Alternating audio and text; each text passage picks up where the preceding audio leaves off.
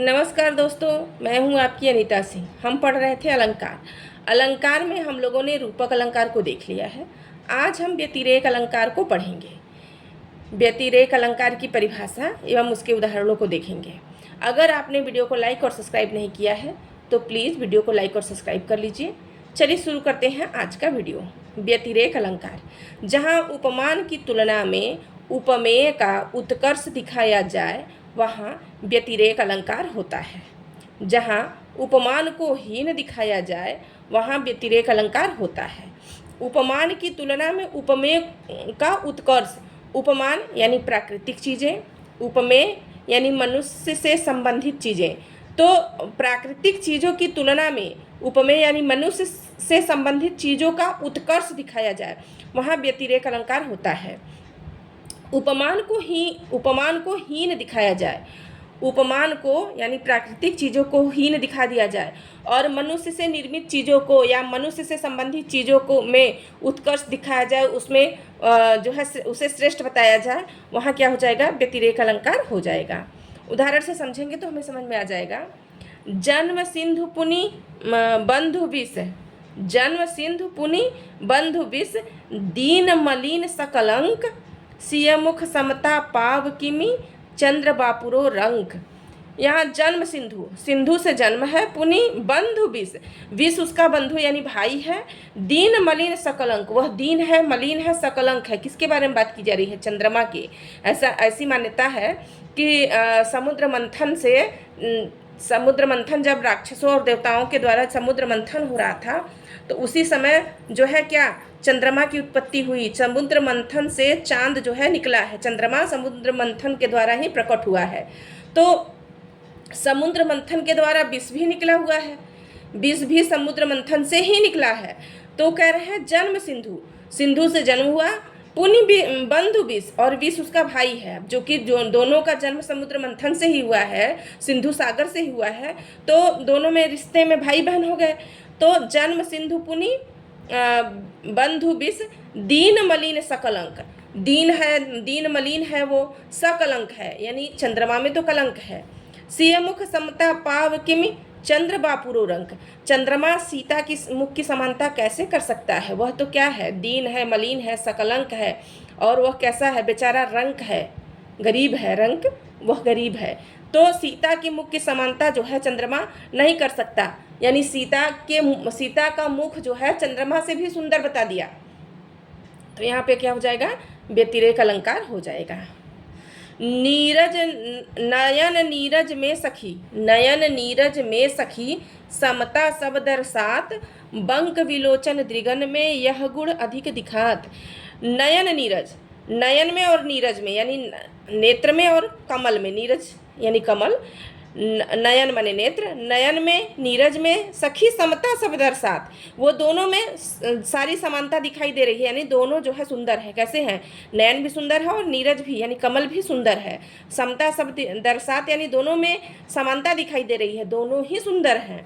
Bunk विलोचन दृगन में यह गुण अधिक दिखात, और दृगन में यानी नेत्र में एक गुण अधिक है। नेत्र क्या करता है? तिरछी निगाहें जो है करके वो देख सकता है। नेत्र में बंक विलोचन जो है तिरछे देखने का गुण जो है अधिक है, जो कि नीरज में नहीं है, नीरज यानी कमल में नहीं है। तो यहाँ नेत्र में एक गुण अधिक दिखा दिया गया है, इसलिए कौन सा अलंकार हो जाएगा? यहाँ पे व्यतिरेक अलंकार हो जाएगा। राधा मुख को चंद्र सा कहते हैं मतिरंक, निष्कलंक है वह सदा उसमें प्रकट कलंक।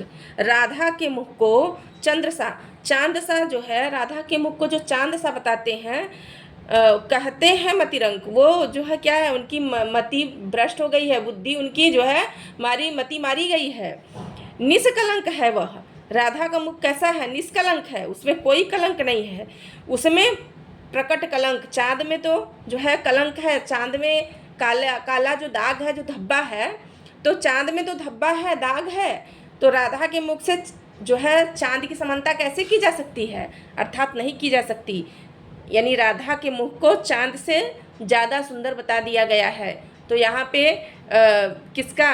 उपमेय का उत्कर्ष दिखा दिया गया है। उपमान को क्या बताया गया है, उपमान चंद्रमा को हीन बता दिया गया है, इसलिए यहाँ पे कौन सा अलंकार हो जाएगा, व्यतिरेक अलंकार हो जाएगा। जिनके यश प्रताप के आगे शशि मलिन रवि शीतल लागे। जिनके यश प्रताप, यश प्रताप यानी यश के आगे, प्रताप के आगे शशि को, शशि यानी चंद्रमा मलिन, चांद भी क्या है, मलिन है, रवि शीतल लागे, रवि यानी सूर्य भी शीतल है। यानी यश और प्रताप को क्या बता दिया गया, किसी जिनके यश प्रताप जो है, यश और प्रताप के आगे यहाँ किसका बखान है, राणा प्रताप के का बखान किया गया है कि इनके यश और प्रताप के आगे शशि मलिन, चांद भी क्या है, मलिन है, और रवि शीतल लागे यानी सूर्य का प्रचंड तेज भी जो है शीतल लग रहा है, कम लग रहा है। यश का प्रताप इतना ज़्यादा फैला हुआ है कि चांद भी उनके आगे मलिन और सूर्य भी उनके आगे शीतल लग रहा है। तो उपमेय का उत्कर्ष दिखाने के कारण, यहाँ उपमान को हीन बताने के कारण व्यतिरेक अलंकार हो जाएगा। मुख मयंक सो है, मुख मयंक सो है सखी मधुर वचन सविशेष। यहाँ मुख और मयंक दोनों में समानता दिखाई गई है और मुख की विशेषता बता दी गई है कि चांद और मुख और चांद दोनों तो एक ही समान है, दोनों ही सुंदर हैं, लेकिन सखी मधुर वचन सविशेष, मधुर वचन किससे, मुख जो है वह मधुर वचन बोल सकता है, यानी उसमें एक गुण अधिक है। चांद और मुख में समानता तो है, लेकिन मुख अधिक सुंदर है क्योंकि वहाँ पे एक विशेषता ज़्यादा है, मुख बोल भी सकता है और चांद बोल नहीं सकता, इसलिए जो है यहाँ पे उपमेय का उत्कर्ष होने के कारण, उपमान को हीन बताने के कारण व्यतिरेक अलंकार हो जाएगा। सिय मुख शरद कमल जिमी किमी कही जाए, शशि मलिन वह निशिदिन यह विगसाय। यहाँ भी सीता के मुख की समानता किससे की गई है, सिय मुख शरद कमल जिमी किमी, जो है सीता के मुख को शरद के कमल के समान जो है, सर्दी का शरद कमल जो है, सर्दी में खिलने वाला जो कमल है उसके समान कही जा सकती है। लेकिन निशी मलिन कि वह दिन में क्या हो जाता है, मलिन हो जाता है, वह निशी माने होता है रात, तो रात्रि में कमल क्या हो जाता है, मुरझा जाता है। और निशी दिन, और मुख क्या है, सीता का मुख, सिय मुख सीता का मुख जो है, निशी दिन यह विकसाय, रात दिन यह क्या रहता है, विकसित रहता है।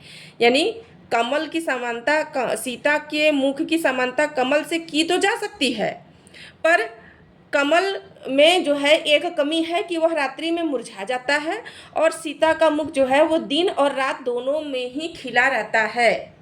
तो यहाँ पे उपमेय का उत्कर्ष दिखाया गया है और उपमान को हीन बता दिया गया है, इसलिए यहाँ पे व्यतिरेक अलंकार हो जाएगा। नव विधु विमल तात जस तोरा, उदित सदा कबहू नहीं थोरा। नव विधु विमल जो है, विधु माने चंद्रमा, तात तुम्हारे, तात माने पिता, तुम्हारे पिता का यश जो है वह चंद्रमा के समान विकसित है, चंद्रमा के समान खिला हुआ है। लेकिन उदित सदा कबहू, लेकिन यश क्या है, यश हमेशा खिला हुआ, हमेशा उदित है। और चंद्रमा क्या है कि वो कभी दिखाई देता है, जैसे पक्ष चंद्रमा 15 दिन दिखाई देता है, 15 दिन नहीं दिखाई देता है। तो ये बात यहाँ कह रहे हैं कि नवविधु विमल तात जस तोरा, तुम्हारे पिता का यश जो है वो चंद्रमा के समान खिला हुआ है, लेकिन चंद्रमा जो है 15 दिन दिखाई देता है और 15 दिन दिखाई नहीं देता है। लेकिन जो है यश तो हमेशा दिखाई देता है, वो हमेशा विद्यमान रहता है। यहाँ भी क्या हो जाएगा, चंद्रमा से समानता तो की गई है, लेकिन चंद्रमा को क्या दिखा दिया गया, हीन दिखा दिया गया है, इसलिए जो है व्यतिरेक अलंकार हो जाएगा। का सरवर तेहि देहि मयंकु, चांद कलंकी वह निकलंकु। का सरवरी देहि तेहि देहि मयंकु, जो है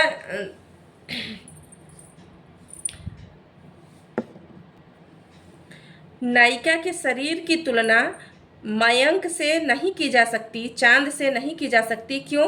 क्योंकि चांद में कलंक है और वह जो है निकलंकु है, वह निष्कलंक है, उसमें कोई दाग नहीं है। चांद में क्या है?